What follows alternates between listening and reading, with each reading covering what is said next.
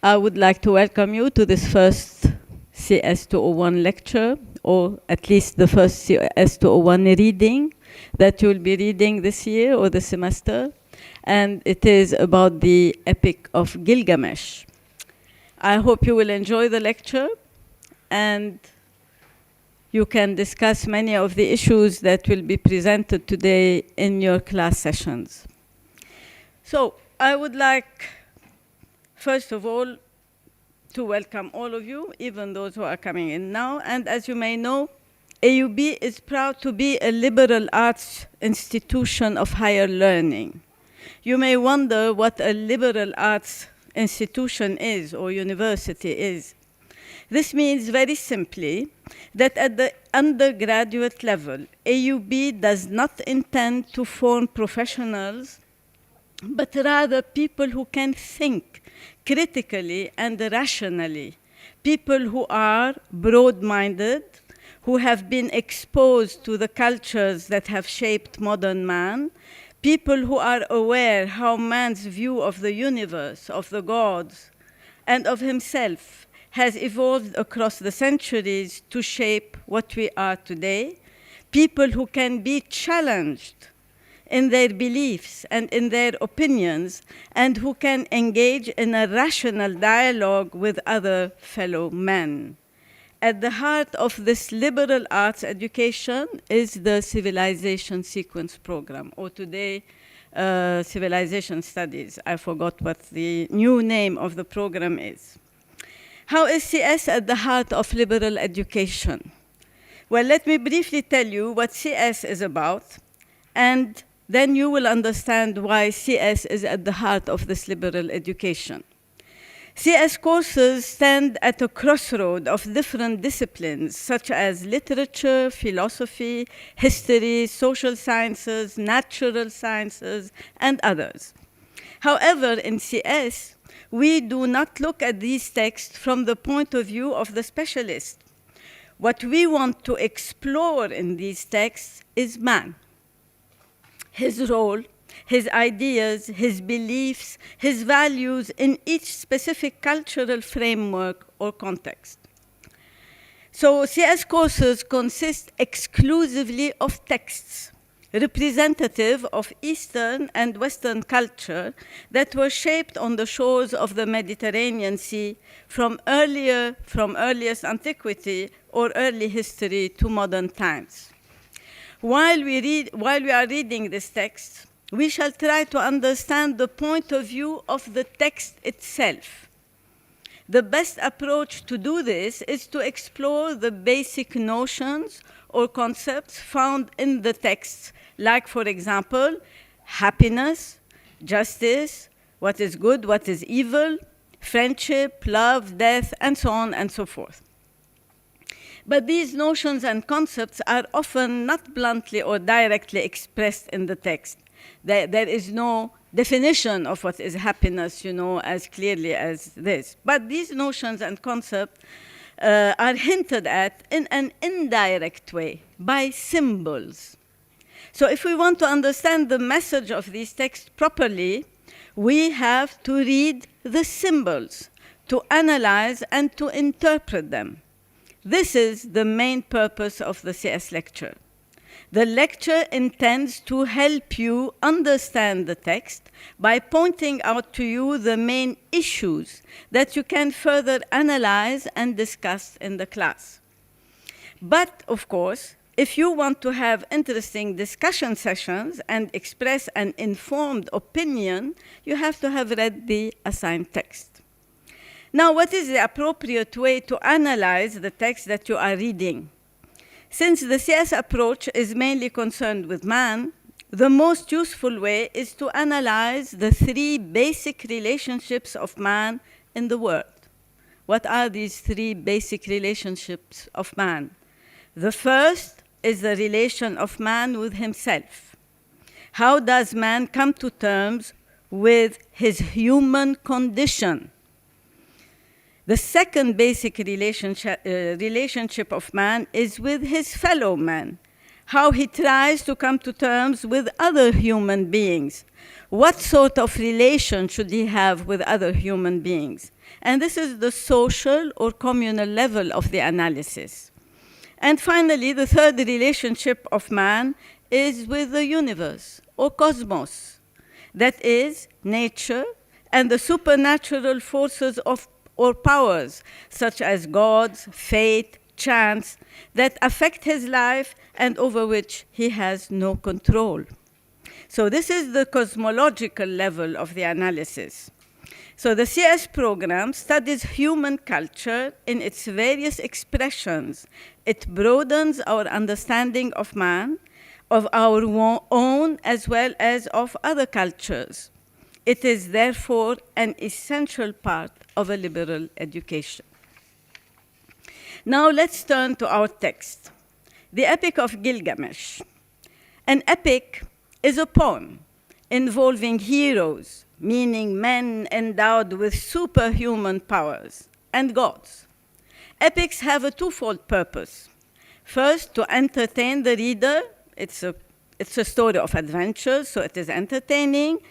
And second, to give a message about the values, the philosophical, social, and moral standards of a given society at a given time. In the epic, the hero or heroes represent all these values, and they become the symbols or representatives of their society and their time. In CS 201, we read two other epics, Homer's Odyssey and Virgil's Aeneid. You will have the opportunity to compare and contrast these epics with the values they represent with ours, which is the oldest epic ever written. The Epic of Gilgamesh is indeed the oldest epic known to us in world literature. It is, as one great scholar puts it, the most significant literary creation of the whole of ancient Mesopotamia. Over the years, the story has been variously reworked into plays, novels, and at least two operas. In 2013, a group of young dancers called Antiques Dancers created a hip-hop dance interpretation of the Epic of Gilgamesh. I gave you the link here. You can follow it and look at this performance. Finally, the SOAS centenary, 2013, SOAS, which is the School of Oriental and African Studies in England, celebrated its annual, its 100th anniversary by an acclaimed performance, the acclaimed performance storyteller Ben Haggerty, who came to SOAS to give his rendering of the ancient Mesopotamian Epic of Gilgamesh. So again, the Epic of Gilgamesh was the highlight of this event, of this celebration. And he was accompanied, by SOAS alumnus Jonah Brody. And I read recently, I just received an information that Gilgamesh has made it into comics books. He is now the superhero who accompanies Captain America in his, great adventures. So as you can see, all what I want to say here is that Gilgamesh has not lost its interest, even for our 21st century readers. So that's why I'm sure it will, his story and his, the lessons that we learn from these stories will certainly impress you. So since the Epic of Gilgamesh is the only sample of Mesopotamian literature that we read in CS, and since most of you, I presume, are not familiar with Mesopotamian civilization, let us dwell for a few minutes on the homeland of Gilgamesh. Mesopotamia, this is what you see on your map, is the name given by the Greeks to what is today modern Iraq and northeast Syria, mainly. It means in Greek, the land between the rivers. This is why in Arabic, we say Bilad al-Rafidain or Bilad ma bayn al-Nahrain, the two rivers being the Euphrates, Al-Furat, and the Tigris, Dijla. The geographical setting of our epic is the Mesopotamian south, which was called by the ancient dwellers the land of Sumer and Akkad. In Sumer, on the Euphrates, lies the city of Uruk, which is one of the oldest cities of the ancient Near East. The hero of our epic, Gilgamesh, was a Sumerian king of Uruk. The Sumerians were the earliest settlers or inhabitants of Mesopotamia, at least the earliest attested historically. Their language cannot be compared with or cannot be affiliated to any language known to us. So it stands on its own, you know. It's a language that has not been yet connected with any other linguistic family. The Sumerians were the first inventors of writing.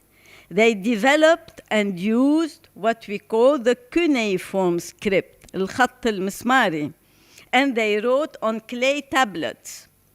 They were predominantly urban people. They lived in big fortified cities, and their land was divided into small kingdoms. It was not united, but each city had its own king. Now, together with the Sumerians lived another population group called the Akkadians, after the name of their city, Akkad. These people differed from the Sumerians in that they spoke a language which belongs to the same linguistic family as Arabic and Hebrew. This linguistic family is conventionally called Semitic. The Akkadians obviously came from a different cultural background than the Sumerians, and the peaceful cultural exchange or interaction between Sumerians and Akkadians lasted almost 1,000 years. Akkadian rule became predominant in Mesopotamia around 2000 BC, and the Akkadian language progressively replaced Sumerian as both the spoken and the official language of the country. So now back to our epic. Gilgamesh is now believed to be a real, historical, and not a legendary figure, which was, you know, the main opinion some years ago. He was a Sumerian king who ruled some 4,500 years ago, and who became, after his death, like many other great kings in antiquity, the hero of many tales, like Alexander the Great, like Moses, like many other kings who did great deeds. He became a hero, like Antara bin Shaddad, whose tales are still being recited, occasionally. In these tales, he was given semi-divine and superhuman features. The tales about Gilgamesh were first transmitted orally by Hakawatis. They were telling his deeds orally to an audience, so transmitted by word of mouth. Later on, several of these tales were fixed in writing in the Sumerian language. 5 of them came down to us. These tales were originally not connected. In other words, they did not form a unit, a complete story, one single epic. In the final phase of the evolution, almost a millennium after the hero's death, these tales were joined together into a literary composition with a unified theme and a meaningful plot. This final, integrated, and coherent version of the epic was written in Akkadian, in a Semitic language, not in Sumerian anymore. It is this final text that you are going to read and that we are going to discuss in this lecture. The most complete standard version of this epic, of this text, was written on 12 clay tablets, and it was discovered for the first time in the library of King Ashur-banipal, an Assyrian king who ruled between 669 and 627 BC in Nineveh, in northern Iraq. The text of the standard version is partly destroyed, and some passages remain obscure. But since, this text was very famous and was spread all over the ancient Near East, the discovery of some 50 fragments of the epic in various sites of the ancient Near East enabled scholars to fill some of these gaps and to improve our understanding of the text. So it is this standard version that you are reading that was found in the library of Ashurbanipal in Nineveh. This final Akkadian version of the epic appears to have been more interested in the message its author saw in Gilgamesh's life rather than in Gilgamesh himself. This message is concerned with people's attitude towards death, towards life and death, actually. The story begins by introducing the hero to us. Wild bull of Lugal Banda, Gilgamesh, the perfect in strength, suckling of the august wild cow, the goddess Ninsun. Gilgamesh was his name from the day he was born, 2/3 of him God and 1/3 human. Already a very good presentation of the hero.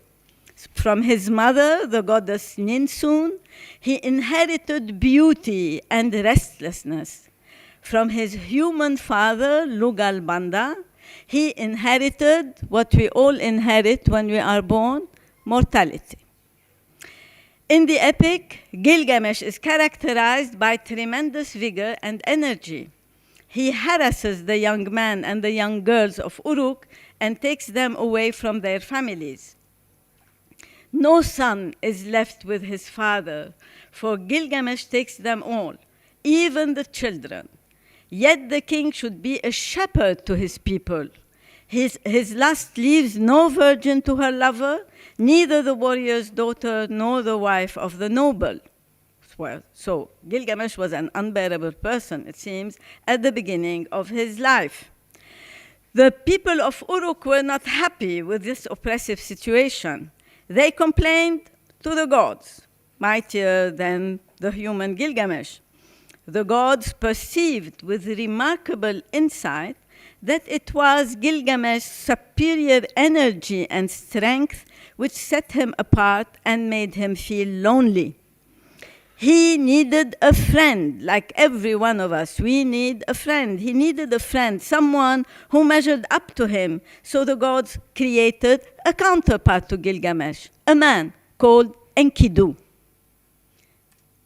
And this is what they told the mother goddess. The gods cried to Aruru, the goddess of creation. You made him, O Aruru, that is Gilgamesh. Now create his equal. Let it be as his own reflection, his second self, stormy heart for stormy heart. So an exact counterpart, a reflection of Gilgamesh was created, and this is Enkidu. But Enkidu was born in the steppe, the wild area around the city of Uruk. He was not born in the city, but in the steppe, away from civilization, away from the city, away from the civilized urban people of Uruk. He represents man in the state of nature.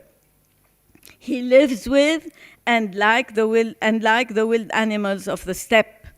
One day, a trapper sees him, destroying the traps set to catch the wild animals. He makes his way to Uruk, appeals to Gilgamesh, and asks for a woman from the city, a harlot, says the text, to go with him to try to seduce Enkidu. His request is granted, and for a whole week, Enkidu enjoys himself with Shamhat, the harlot. When he wants to go back to his animal companions, after the experience he had, the animals shy away from him. He has lost his old power and he has lost his speed. The animals feel that he has become a different person. So Enkidu leaves the steppe with the harlot, meets the shepherds, and finally goes to the city of Uruk.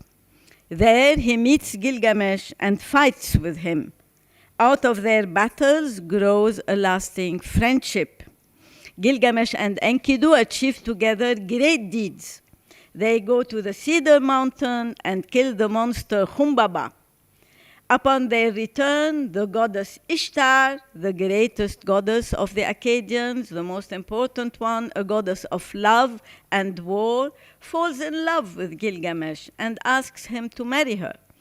Gilgamesh insolently refuses, and he refuses her offer, and he reminds her of the fate of all her former lovers. Upset with this refusal, Ishtar goes to her father Anu, the god of heavens, and asks him to give her the bull of heaven, another monster, in order to destroy Gilgamesh. The two friends fight against the bull and kills him. And this is, you know, how this scene is represented on cylinder seals. Beside themselves with success, they were so proud of their deed, the two friends defy and insult the gods. They had gone too far, and this insolence brought upon them the punishment, the retribution of the gods. Enlil, the god of the air, decided by decree the death of Enkidu. One of them had to die, and the choice was Enkidu, because Enkidu was the one who gave the bull of heaven the final stabbing with his knife. Enkidu's death is the central event of the epic. It is this event that brings the focus upon the main theme of the epic. Gilgamesh becomes obsessed by death and tries to win real immortality. In his quest for everlasting life, he goes to meet Utnapishtim, one of his ancestors, you know, who had become immortal after the flood. He is the counterpart of biblical Noah, Nuh, you know, the Quranic Nuh. He survived the flood, and he is the only man who was granted immortality by the gods. On his way to him, Gilgamesh meets Siduri, the winemaker, who sees the hopelessness of his quest and tries to dissuade him. You are not going to reach whatever you are seeking now. Gilgamesh goes on, he doesn't listen, and after many hardships, finds Utnapishtim. Utnapishtim gives him 2 chances to win immortality, and twice Gilgamesh fails because of his human weakness and negligence.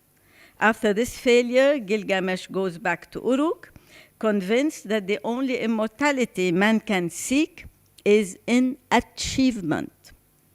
The events we just described, these extraordinary adventures, the suspense accompanying Gilgamesh's quest, are the entertaining part of the epic.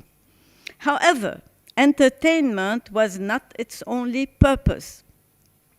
The epic conveyed a message. It explored some basic questions, such as, what is it to be a man? How should we come to terms with our human condition, meaning with our fate, with the fact that eventually we will die someday? What is the meaning of life if we have to die? I mean, why live if the end is anyway, you know, dying? Why is life worth living? Should we live it knowing that death is inescapable? Is it worth living it? The epic does not only ask these questions and others, but it also tries to give us some answers. Let's first try to see how the epic views man. Otherwise said, what was it for the Mesopotamians to be a man? The question is partly answered by the early life and transformation of Enkidu.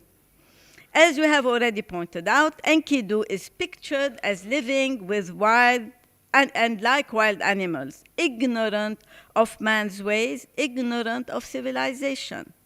Before he could become civilized, he needed to be humanized.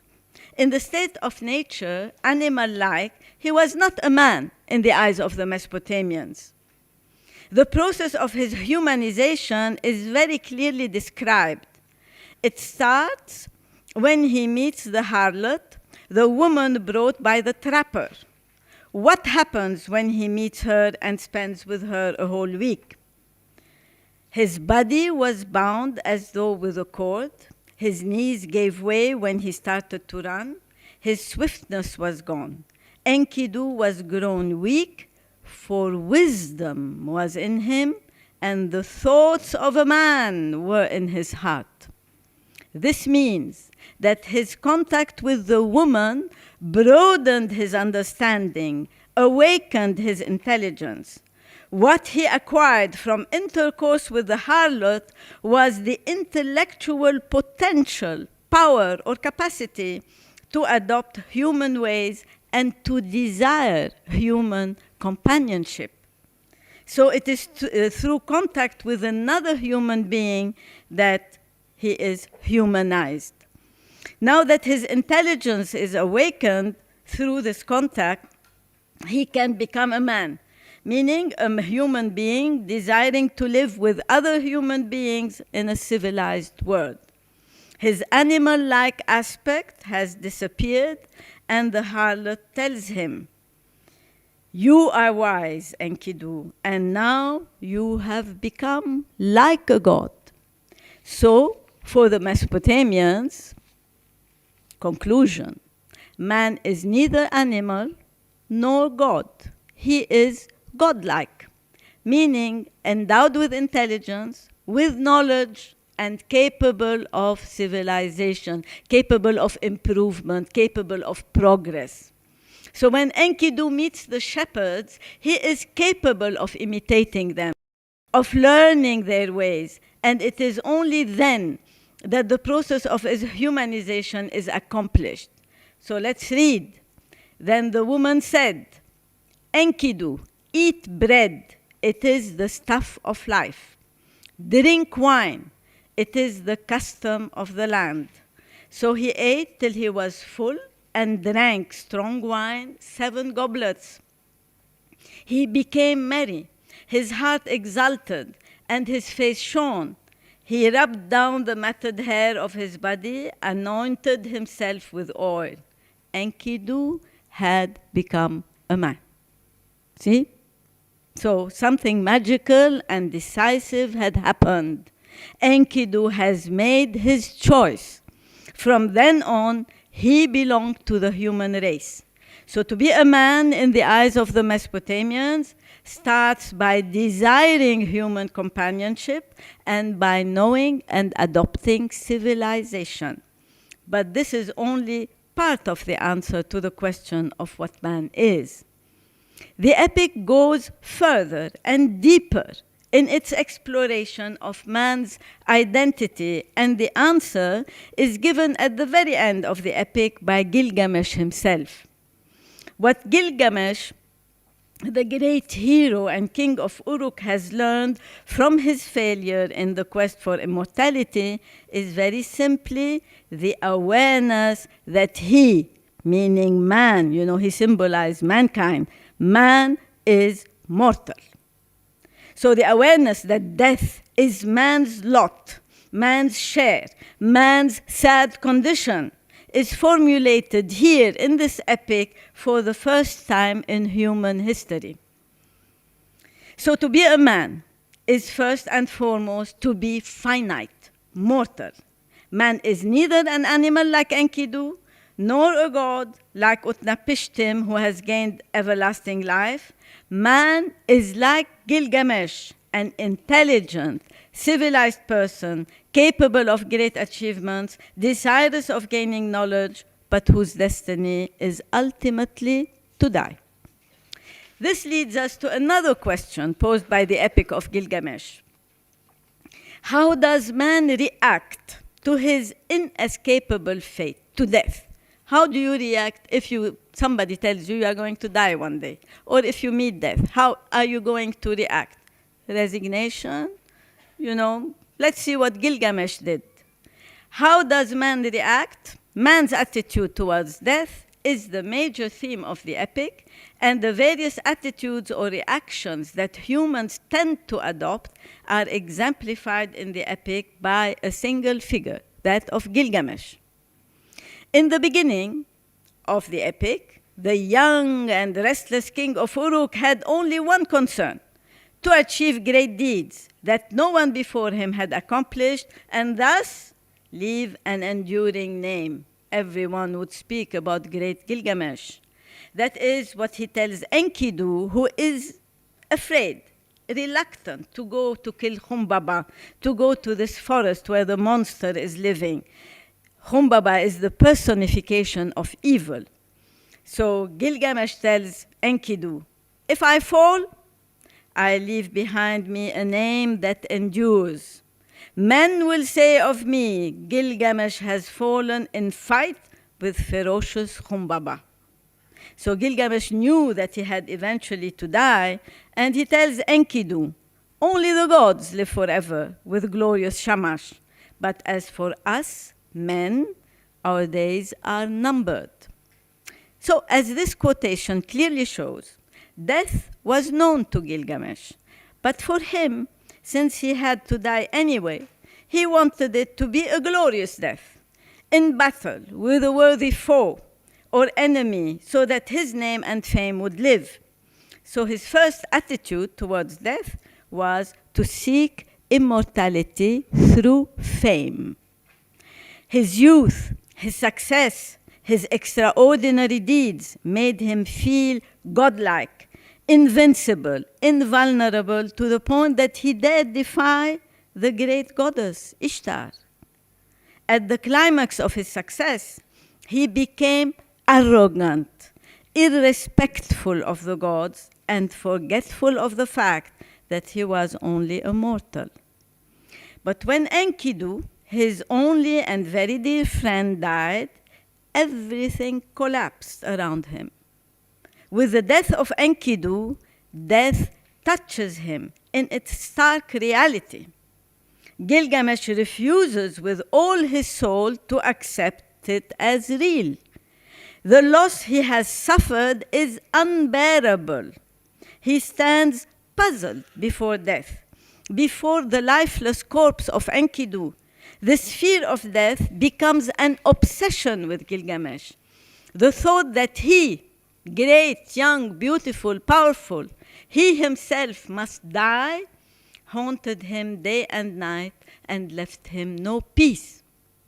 With the awareness that he eventually himself will die, all his previous values collapsed. Enduring name, immortal fame suddenly meant nothing to him anymore. Real, physical immortality, an impossible goal, was the only thing Gilgamesh now wanted. He had heard about his ancestor, Utnapishtim, who had gained eternal life. He decided to go to him to learn the secret of immortality.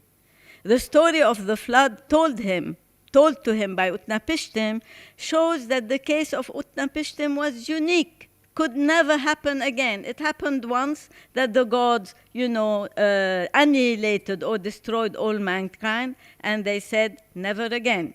So the only survivor, Utnapishtim, became a god, immortal, but the gods had sworn never again to try and destroy mankind. So he challenges Gilgamesh to resist sleep for a week.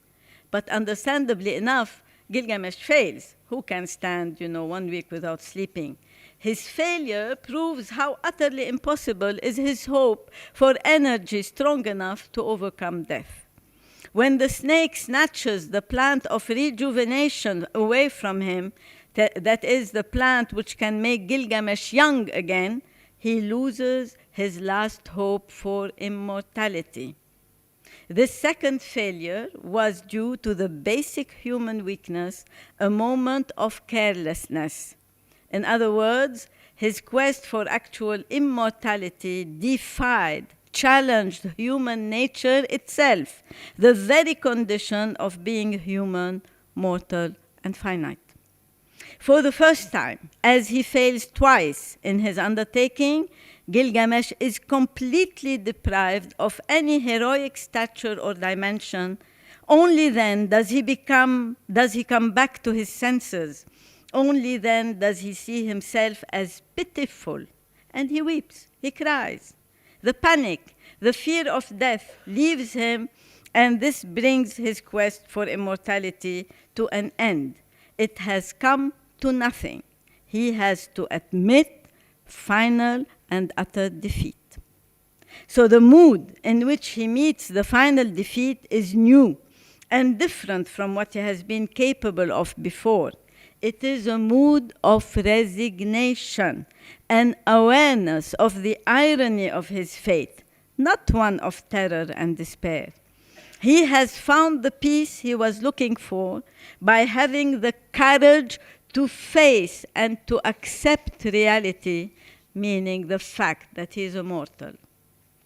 The outcome of Gilgamesh's quest is the understanding of his human condition.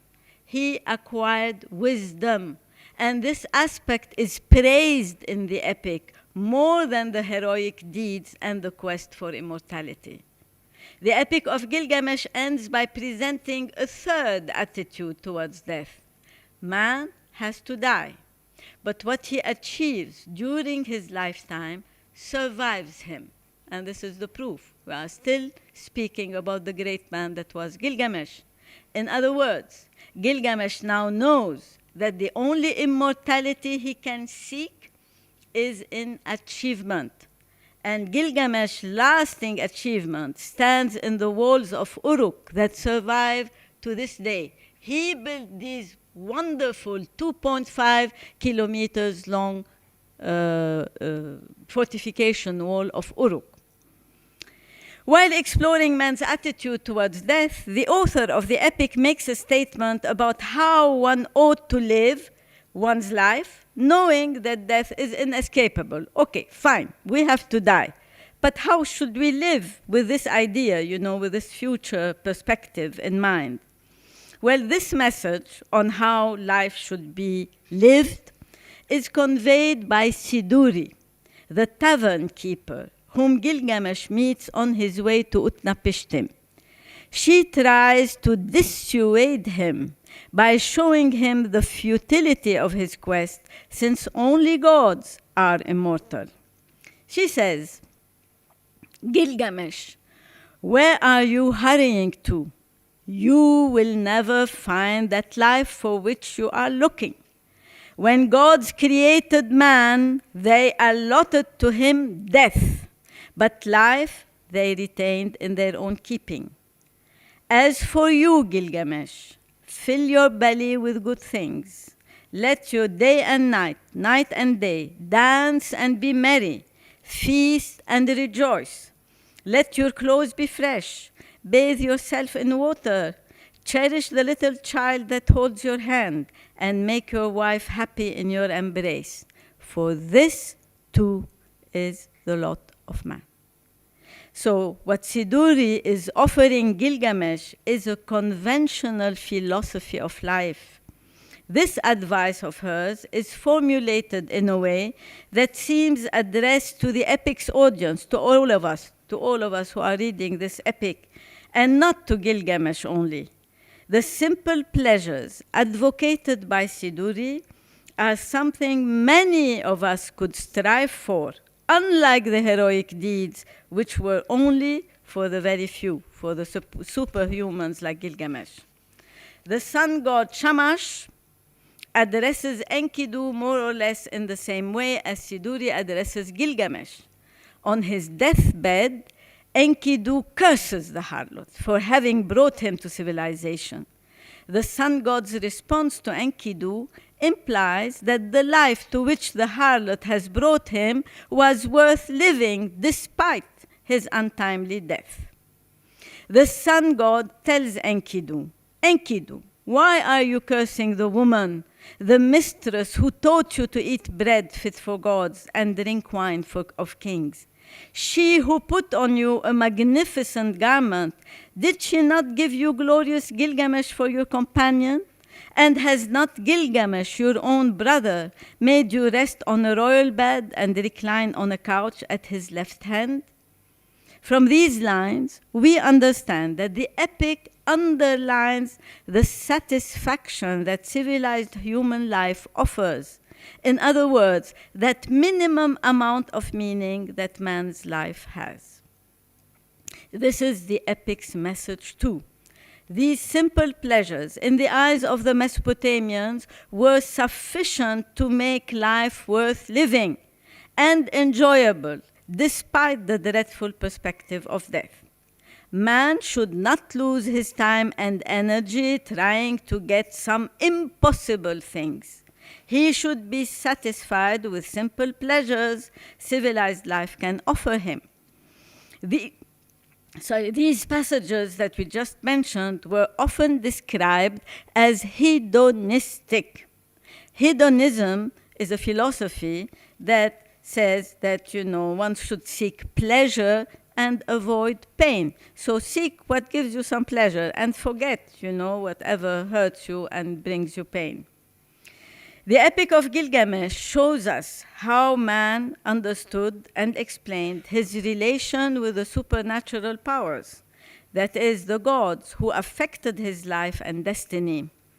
As we can gather from our text, the Mesopotamians believed in a great number of gods and monsters, some of whom we meet in the epic, like Anu, the gods of heaven, Enlil, the god of the air, Enki, Ea, the god of wisdom and of the sweet underground water, Ishtar, the goddess of love and war, the sun god Shamash, Humbaba, the bull of heaven, and many others also. All these gods were believed to look and act like humans. They were more powerful, and first and foremost, they were immortal. But they are represented like human beings and act like human beings. This is their anthropomorphic aspect. They interfered in man's life by helping or by punishing him, and often by dictating their will to man. Moreover, their behavior and their reactions were very often unpredictable. Not always, but often unpredictable. Their decisions and decrees were often arbitrary and unfair. Thus, the general atmosphere that we can gather from the Epic of Gilgamesh is one of insecurity, of instability, and of pessimism. From the story of the flood, we learn that man was created by the gods to be their servant, their slave. The gods did not want to work the land themselves. They did not want to go and fetch their food themselves. They wanted somebody to do this menial work for them. So they created man, and this man became their slave. It is this slave-master relationship that we have in Mesopotamia between God and man, and there is no confidence, no reliability, no peace, no clear rule between man and the gods because of this master-slave relationship. Like all ancient peoples, Sumerians and Akkadians could not conceive that death was really the end. They believed in a life after death, as we do probably in all, monotheistic religion. We believe in a life after death. But they believed in a place where man's spirit, or a temmu, this is how they called man's spirit, survives. Enkidu has a vision of the underworld in a dream. And I want you to see how scary this view is. There is the house whose people sit in darkness. Dust is their food, clay their meat. They are clothed like birds, with wings for covering. They see no light. They sit in darkness. This gloomy and depressive view of the netherworld, also called house of darkness, house of dust, land of no return, the view of life after death described by Enkidu deprives man from hope in anything better, in something better than his earthly life, and adds to his pessimism and despair. Mesopotamian man dreaded death because he viewed the underworld as a place where all earthly pleasures are absent. So it is not fun to go to this place, to be unable to eat what you like, to have the women you want, and to have the pleasures you can seek. And confronted with such a dreadful perspective, what a poor consolation were Siduri's words, and how understandable was Gilgamesh's rebellion against his fate. I hope you enjoyed the lecture. Thank you.